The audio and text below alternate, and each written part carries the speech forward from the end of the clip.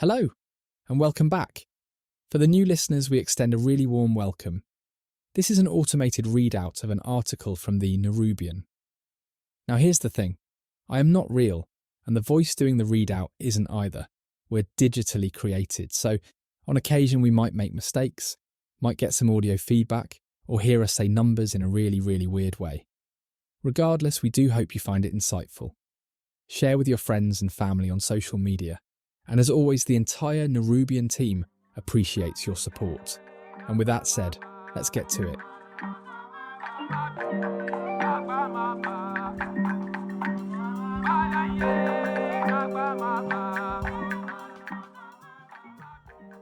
Today's article, Apraku explains the significance of the African Continental Free Trade Area, AfCFTA, as a historic trade agreement with the potential to reshape Africa's economic landscape. It traces the AfCFTA's roots back to the 1963 vision of Nigerian Prime Minister Tafawa Balewa for an African common market, highlighting key milestones from the agreement's conception to its operational start in 2021. His article also emphasises the challenges ahead, such as overcoming existing trade barriers, formalizing informal trade, and addressing infrastructure deficits. The fitting titular title is The Great African Marketplace, AfCFTA and Africa's Path Forward.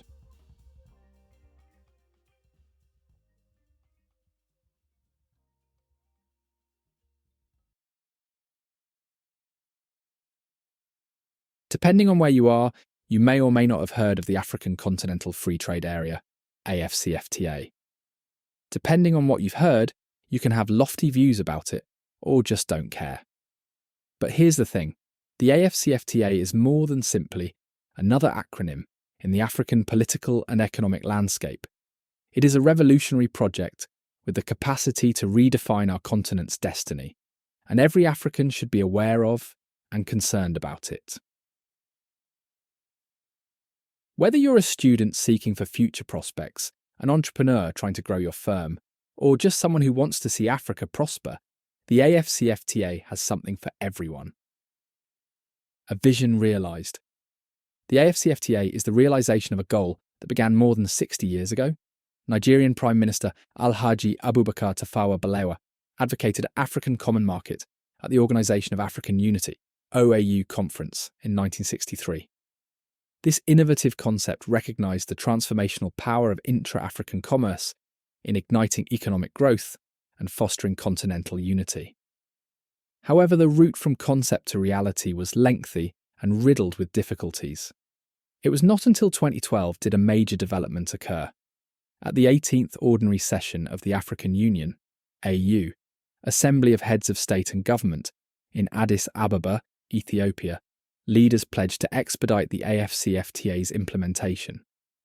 This signalled a significant recognition of trade's critical role in Africa's development agenda. The next substantial milestone occurred in 2015 when discussions commenced at the 25th Ordinary Session of the AU Assembly in Johannesburg. 3 years later, in 2018, a watershed event happened in Kigali, Rwanda, when 44 member nations signed the African Continental Free Trade Agreement. This landmark event demonstrated the continent's shared commitment to economic unification.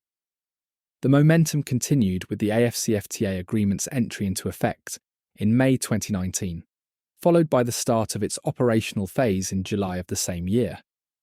Finally, on January 1st, 2021, official commerce under the AfCFTA began, making Balewa's decades-long goal a reality. Why should you care?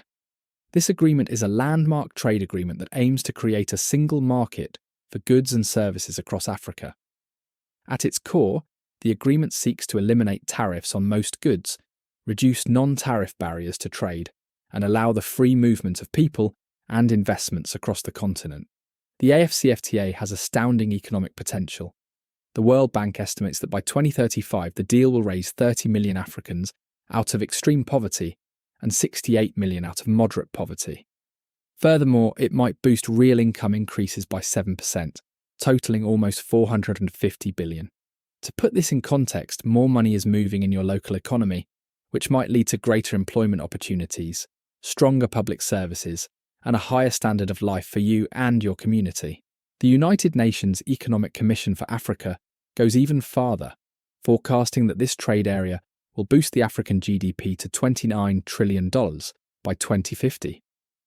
This degree of economic development has the potential to convert Africa into a worldwide economic powerhouse, increasing the continent's global influence and perhaps strengthening its bargaining position in international talks. What is in it for you? As trade barriers fall and economic integration grows, businesses will be able to expand their activities outside borders. This development is expected to generate a wide spectrum of new employment across many industries. Whether you're a fresh graduate trying to start your career, a seasoned professional searching for new challenges, or an entrepreneur with an original concept, the AfCFTA has opportunities for you. The pact is anticipated to increase employment in industries including manufacturing, agriculture, services, and technology.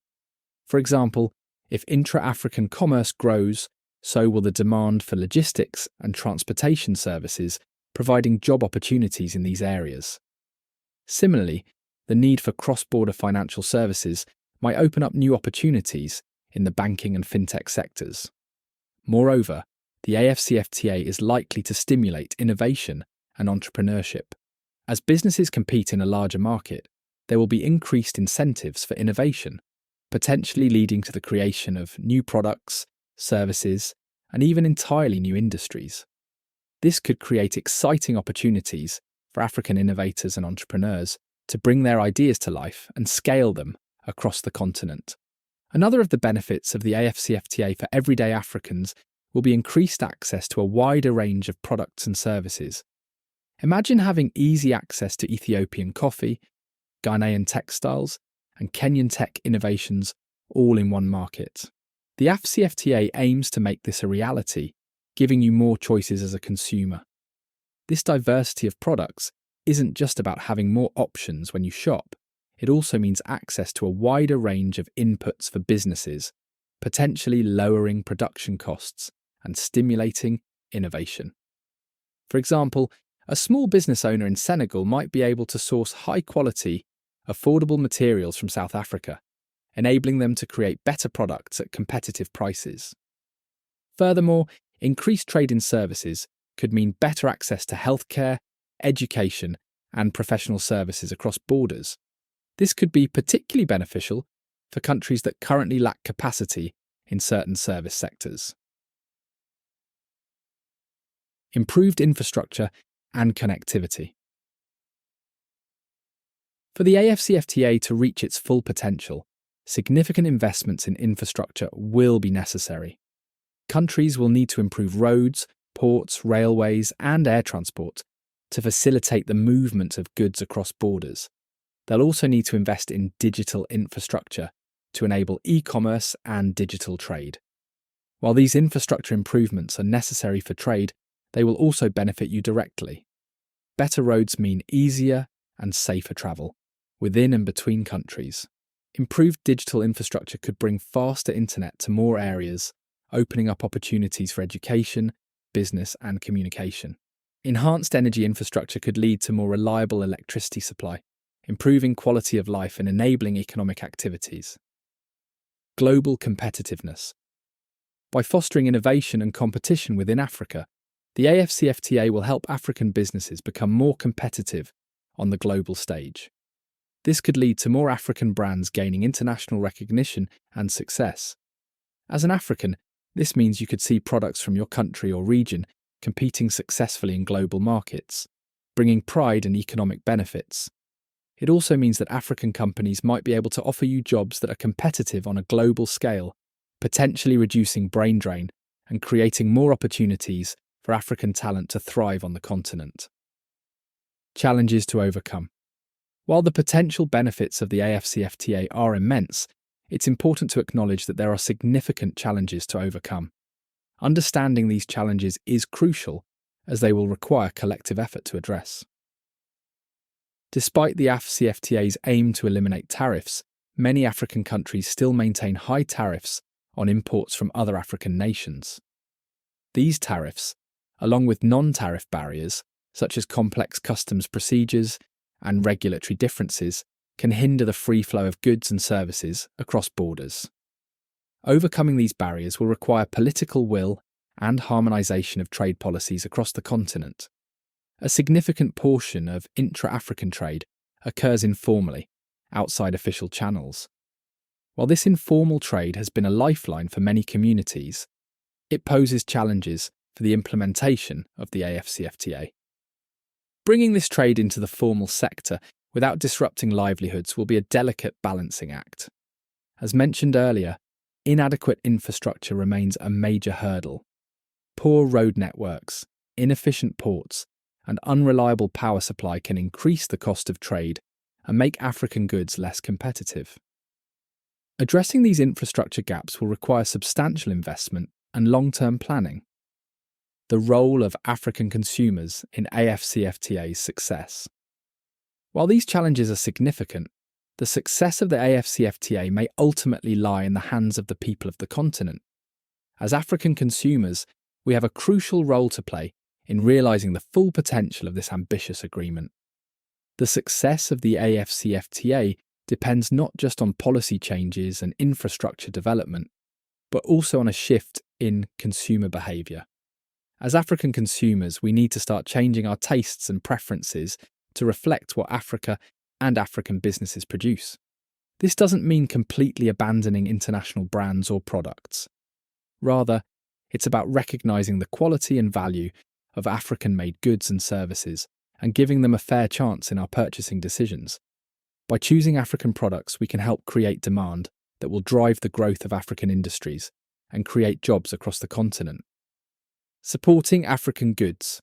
From textiles in Mali to coffee in Rwanda, from tech innovations in Kenya to automotive parts in Morocco, Africa produces a wide range of high-quality goods. As consumers, we can actively seek out these products. This might mean choosing locally produced food items at the supermarket, opting for African fashion brands, or selecting African-made household items. By supporting these industries, we're not just getting quality products, we're also contributing to job creation and economic growth in our own countries and across the continent. Embracing African services. The AfCFTA isn't just about goods, it also covers services. As consumers, we can support African service providers in sectors like tourism, education, healthcare, and professional services. For instance, consider exploring African destinations for your next vacation, or look into educational opportunities at African institutions.